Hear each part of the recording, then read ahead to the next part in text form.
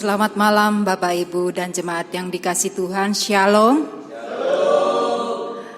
Marilah kita bersama-sama pada malam hari ini kita mempersiapkan diri di dalam pendadaran jemaat pada malam hari ini untuk mempersiapkan perjamuan kudus pada hari Jumat.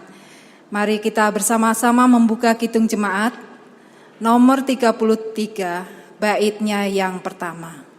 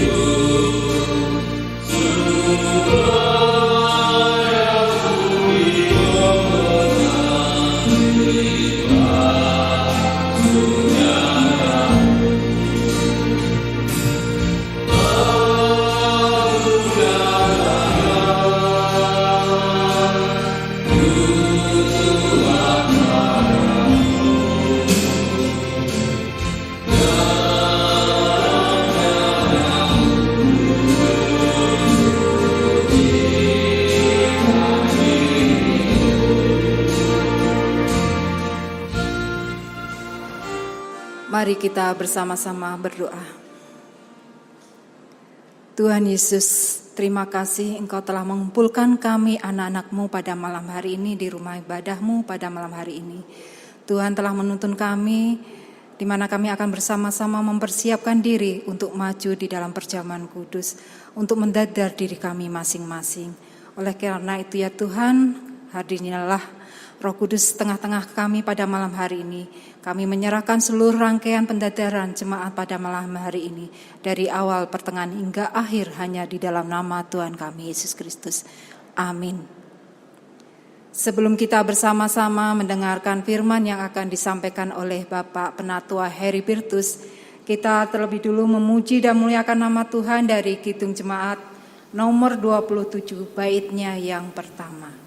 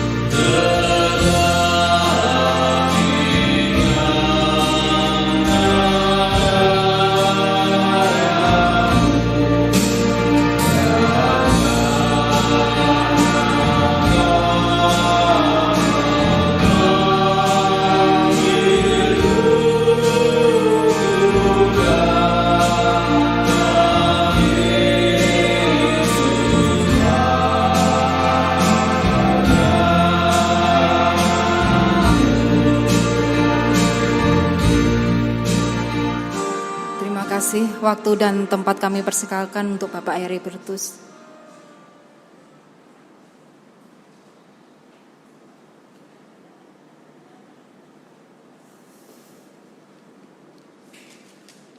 Shalom, selamat malam Bapak Ibu yang dikasihi Tuhan.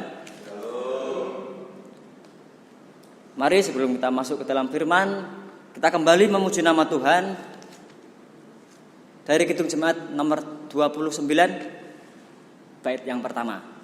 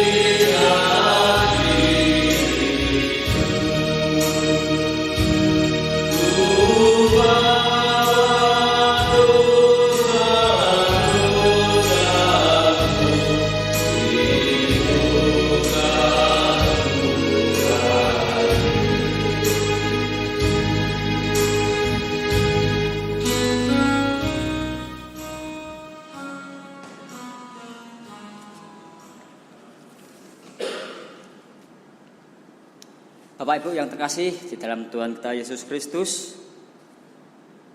tiba saatnya kita akan merenungkan kebenaran firman Tuhan dari Lukas 22 ayat 54 sampai 62. Lukas 22 ayat 54 sampai 62. Namun sebelumnya mari kita berdoa. Tuhan Yesus, terima kasih penyertaan-Mu pada malam hari ini ya Tuhan. Bagi kesemua jemaat-Mu, baik kami yang di gereja maupun kami yang di rumah. Tuhan, bila sebentar lagi kami akan mendengarkan kebenaran firman-Mu, tuntun kami ya Tuhan. Berilah kami telinga sebagai seorang murid yang mampu mendengarkan dengan seksama, sehingga apa yang Kau firmankan dapat masuk dan menjadi satu di dalam hati dan kehidupan kami. Tuhan Yesus, berfirmanlah, kami mendengarkan. Amin. Di dalam Lukas 22 ayat 54 sampai 62, Begini bunyi firman Tuhan. Lalu Yesus ditangkap dan dibawa dari tempat itu. Ia digiring ke rumah imam besar dan Petrus mengikuti dari jauh. Di tengah-tengah halaman rumah itu orang memasang api dan mereka duduk mengelilinginya. Petrus juga duduk di tengah-tengah mereka. Seorang hamba perempuan melihat dia duduk dekat api. Ia mengamat-amatinya lalu berkata, "Juga orang ini bersama-sama dengan dia." Tetapi Petrus menyangkal. Katanya, "Bukan, aku tidak kenal dia." Tidak berapa lama lagi kemudian seorang lain melihat dia lalu berkata, "Engkau juga seorang dari mereka." Tetapi Petrus berkata, "Bukan, aku tidak." Dan kira-kira sejam kemudian seorang lain berkata dengan tegas, "Sungguh engkau ini juga bersama-sama dengan dia, sebab ia juga orang Galilea." Tetapi Petrus berkata, "Bukan, aku tidak tahu apa yang engkau katakan." Seketika itu juga, sementara ia berkata, berkokoklah ayam. Lalu berpalinglah Tuhan memandang Petrus. Maka teringatlah Petrus bahwa Tuhan telah berkata kepadanya, "Sebelum ayam berkokok pada hari ini, engkau telah 3 kali menyangkal aku." Lalu ia pergi keluar dan menangis dengan sedihnya. Demikianlah firman Tuhan. Bapak Ibu yang terkasih di dalam Tuhan kita Yesus Kristus, Salam. Selamat malam. Baik Bapak Ibu yang dikasih Tuhan Yesus Kristus, pada malam hari ini kita bersama-sama merenungkan tentang kebenaran firman Tuhan, yang dari mana telah terambil dari Lukas 22 ayat 54 sampai 62, yang menceritakan tentang Petrus menyangkal Tuhan Yesus. Bapak Ibu yang dikasihi Tuhan kita Yesus Kristus, meskipun pada malam hari ini kita mengikuti pendadaran melalui streaming, namun saya yakin itu tidak mengurangi niat kita, itu tidak mengurangi kesungguhan hati kita di dalam kita mengikuti pendadaran. Meskipun situasi saat ini mengharuskan kita pendadaran di rumah masing-masing, namun dengan kesungguhan hati Tuhan Yesus tetap hadir di dalam hati kita masing-masing untuk persiapan kita mengikuti perjamuan besok hari Jumat. Bapak Ibu yang dikasihi Tuhan kita Yesus Kristus, seperti yang telah kita baca dan kita dengar tadi, di sana Petrus telah menyangkal Tuhan Yesus dan bahkan menyangkal sebanyak 3 kali. Itu dilakukan bukan dalam tempo waktu yang lama, kurang lebih 1 jam lebih sedikit, kurang lebih ya 1 sampai 1,5 jam Petrus sudah menyangkal Tuhan Yesus. Mengapa bisa demikian Bapak Ibu? Apa yang menjadi dasar Petrus menyangkal Tuhan Yesus? Seperti kita ketahui, pada malam sebelum Tuhan Yesus ditangkap, Petrus dengan gagah berani mengatakan, seperti ini, "Tuhan, aku bersedia masuk penjara dan mati bersama-sama dengan Engkau." Namun kita tahu apa yang terjadi Bapak Ibu. Ketika Tuhan Yesus ditangkap, Petrus seolah-olah menjadi seorang pecundang.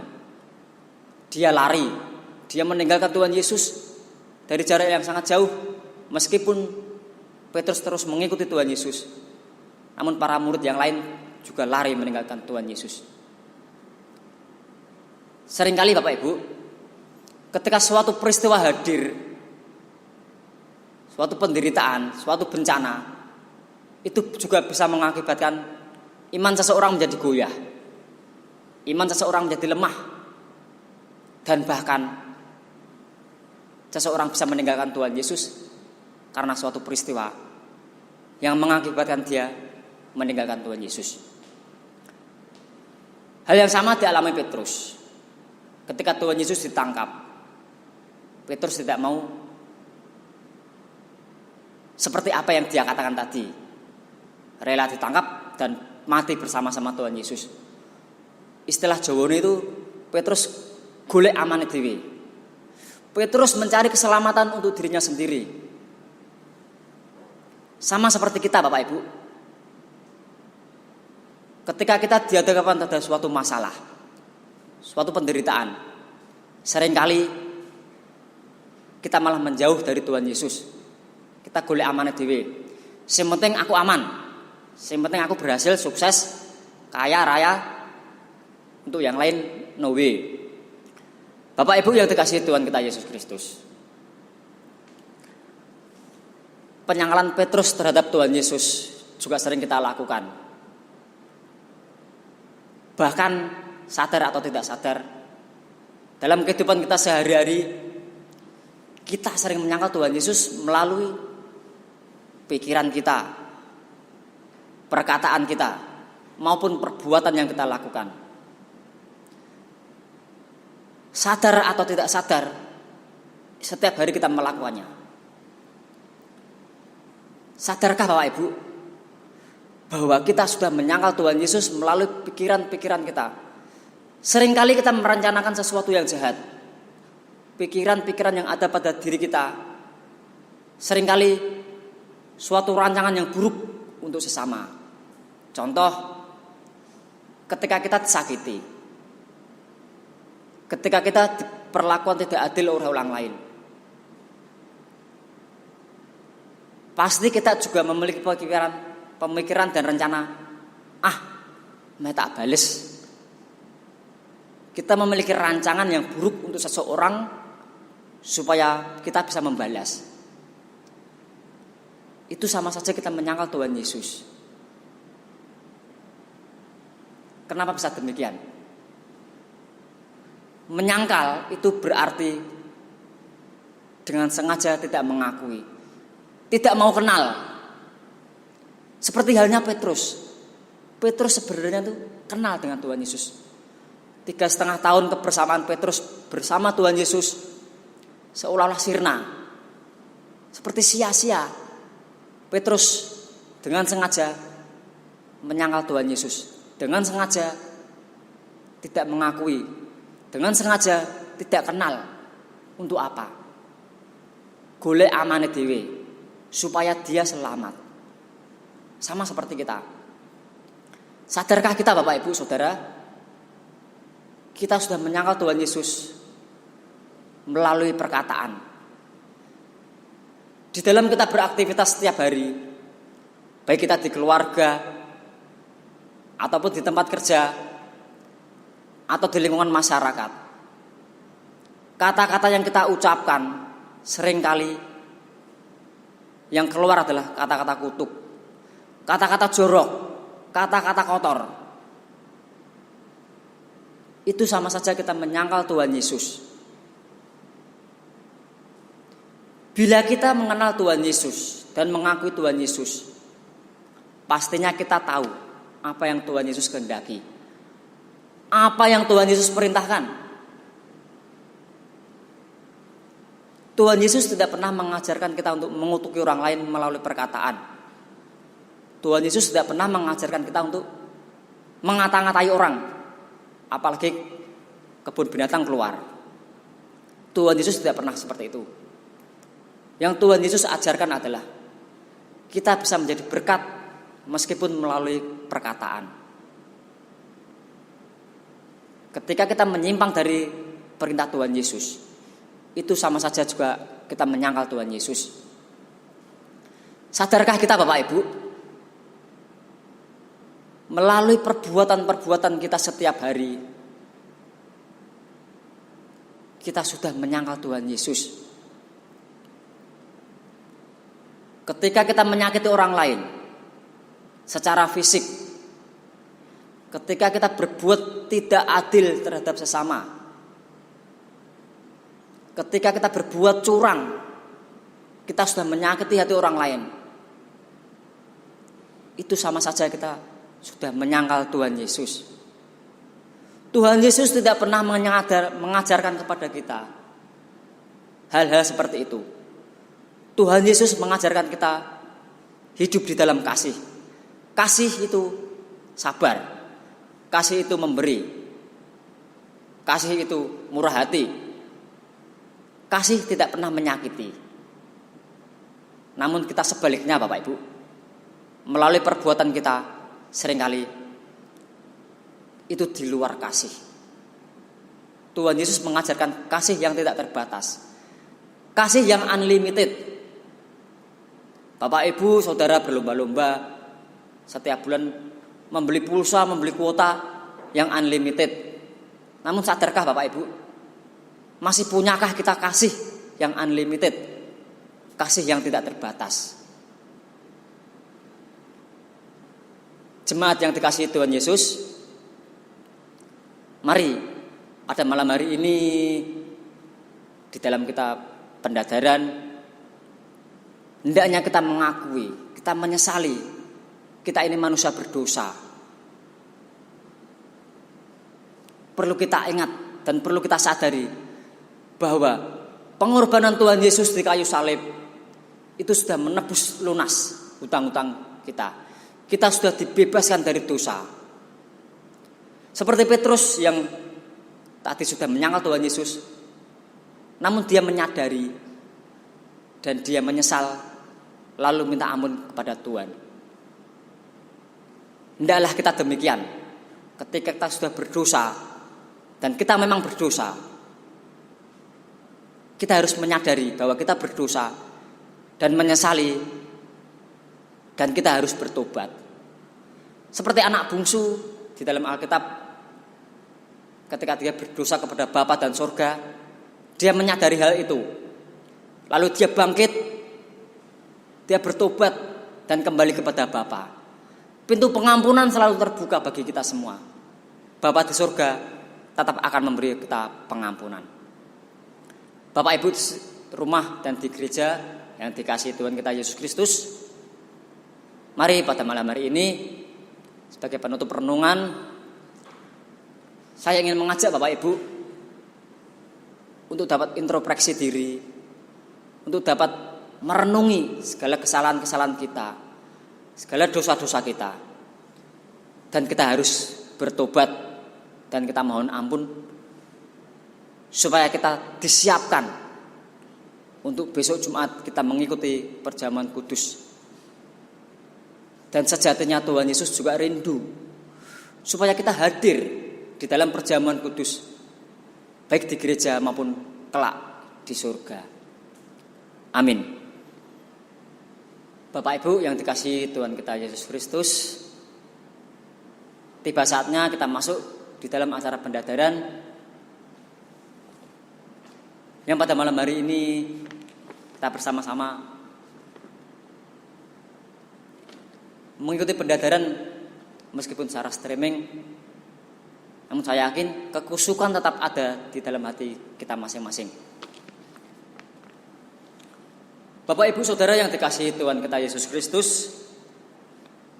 seperti yang sudah kita ketahui bahwa karena kasih Tuhan kita Yesus Kristus, besok pada tanggal 10 April 2020 dan tepatnya pukul 19 atau jam 7 malam, kita akan mengikuti perjamuan kudus bersama-sama. Kita akan maju bersama masuk di dalam meja perjamuan kudus Tuhan, yaitu perjamuan kudus yang telah ditetapkan oleh Tuhan Yesus sendiri untuk mengingat akan kematiannya demi meneguhkan iman kita. Akan tetapi Tuhan Yesus Kristus menghendaki agar kita bersama-sama maju di dalam meja perjamuan kudus Tuhan. Kita diperintahkan untuk melakukan pengujian diri, atau yang biasa disebut sebagai pendadaran. Oleh karena itu Bapak Ibu, siapapun yang ikut merayakan perjamuan kudus haruslah orang yang dengan bersungguh-sungguh hati berniat untuk melaksanakan kehendak Allah, serta mendengar akan firman-Nya dan berusaha untuk mewujudkannya. Seperti yang Tuhan Yesus tegaskan di dalam firman, di dalam Yoel 2 ayat 12 sampai 13. Begini bunyi firman Tuhan. Tetapi sekarang juga demikianlah firman Tuhan, berbaliklah kepadaku dengan segenap hatimu, dengan berpuasa, dengan menangis dan dengan mengaduh. Koyakkanlah hatimu dan jangan pakaianmu. Berbaliklah kepada Tuhan Allahmu, sebab Ia pengasih dan penyayang, panjang sabar dan berlimpah kasih setianya. Supaya di dalam kita bersama-sama makan dan minum di dalam perjamuan Tuhan bisa mendatangkan berkat bagi kita semua dan penghiburan, maka perlu terlebih dahulu kita menguji diri kita sendiri dengan sungguh-sungguh. Yang pertama, kita perlu merenungkan dosa-dosa kita masing-masing dan menyesali akan dosa-dosa kita di hadapan Tuhan. Yang kedua, kita perlu menguji hati kita masing-masing. Apakah kita percaya, Bapak Ibu, bahwa semua dosa kita telah diampuni oleh sengsara dan kematian Tuhan Yesus di kayu salib? Yang ketiga, kita perlu menguji hati kita masing-masing. Apakah ada kesungguhan hati untuk mengucapkan syukur kepada Tuhan yang Maha Kuasa? Semua orang yang hatinya ada kesakitan yang demikian sudah tentu diterima oleh Tuhan di dalam kasih, dianggap layak untuk mendapat bagian dalam persekutuan perjamuan kudus. Dan sebaliknya, barang siapa yang didapati di dalam hatinya tidak ada kesaksian yang demikian, siapapun yang mengeraskan hatinya di dalam dosa dan yang hidupnya menimbulkan batu sandungan sebelum bertobat, tidak diperbolehkan ikut di dalam perjamuan Tuhan. Tetapi semua orang percaya kepada Tuhan Yesus Kristus dengan sungguh-sungguh, janganlah berkecil hati. Karena yang diperbolehkan mengikuti perjamuan kudus adalah orang yang memohon kepada Tuhan dengan hati yang sungguh-sungguh menyesal akan semua dosa-dosa kesalahan, serta memohon pengampunan atas dosa-dosanya.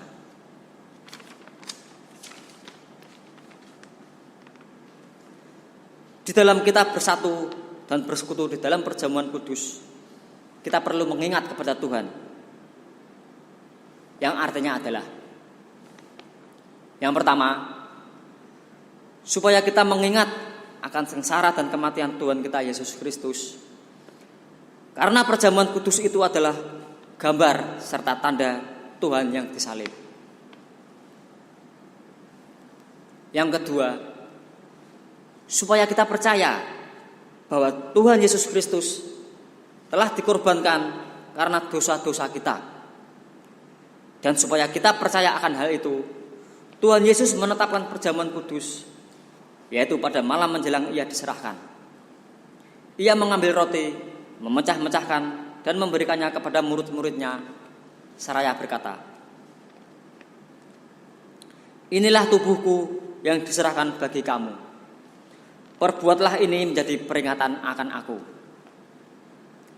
Kemudian Tuhan mengambil cawan dan setelah mengucap syukur, diberikannya kepada para murid. "Minumlah kamu semua dari cawan ini, sebab inilah darahku, darah perjanjian yang ditumpahkan bagi banyak orang untuk mengampuni dosa." Tuhan menyatakan kepada semua orang bahwa tubuhnya yang dikorbankan dan darahnya yang ditumpahkan adalah demi keselamatan bagi setiap orang yang menjadi miliknya. Yang ketiga, supaya kita mengakui, Bapak Ibu, bahwa setiap orang percaya dipersekutukan dengan tubuhnya dan wajib saling mengasihi dan saling tolong-menolong. Demikianlah tata ibadah perjamuan kudus atau yang sering kita kenal sebagai pratelan. Setelah kita mengetahui dan memahami benar tata ibadah perjamuan kudus itu, perkenankanlah saya mewakili majelis Jemaat Immanuel boleh mendengar jawaban dari Bapak Ibu semua akan kesanggupan dan kesediaan Bapak Ibu Saudara untuk mengikuti perjamuan kudus yang akan dilayani pada hari Jumat tanggal 10 April 2020 pukul 19. Bagaimanakah jawaban Bapak Ibu Saudara semua?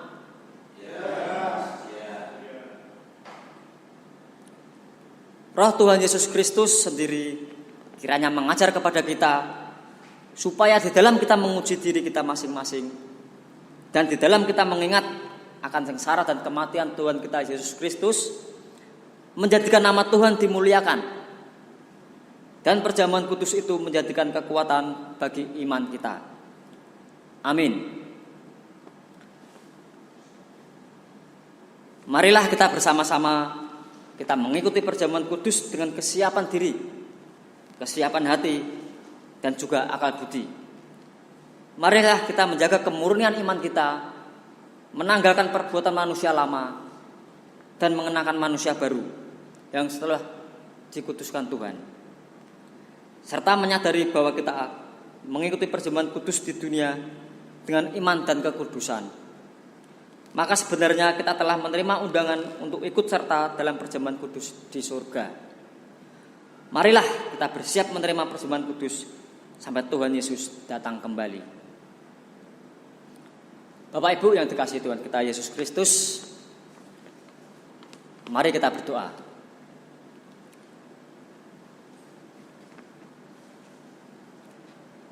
Bapa kami yang penuh kasih, kami memohon kiranya Tuhan menguatkan hati kami dan juga jiwa kami dengan tubuh dan darah Tuhan yang diibaratkan di dalam perjamuan kudus yang akan kami terima.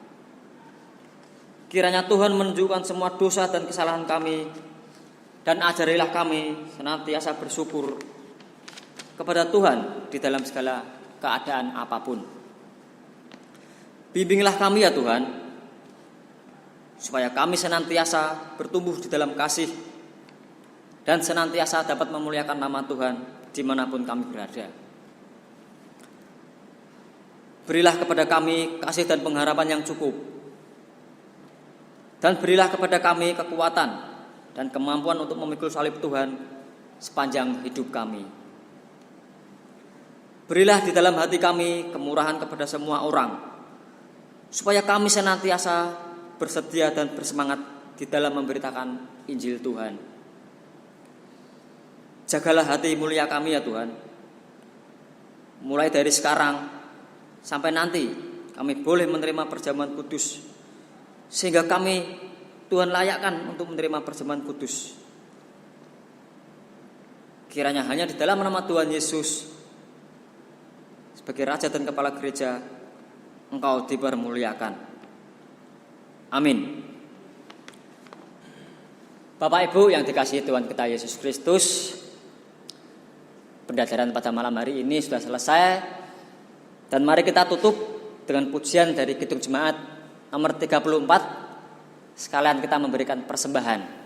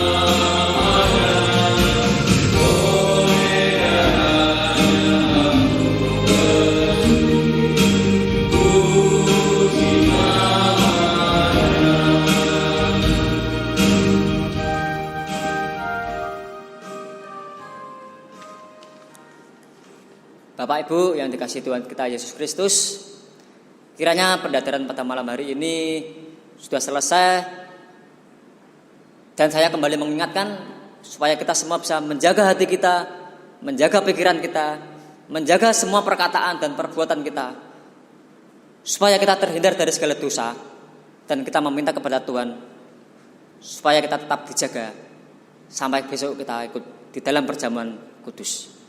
Amin. Selamat malam, Tuhan Yesus memberkati.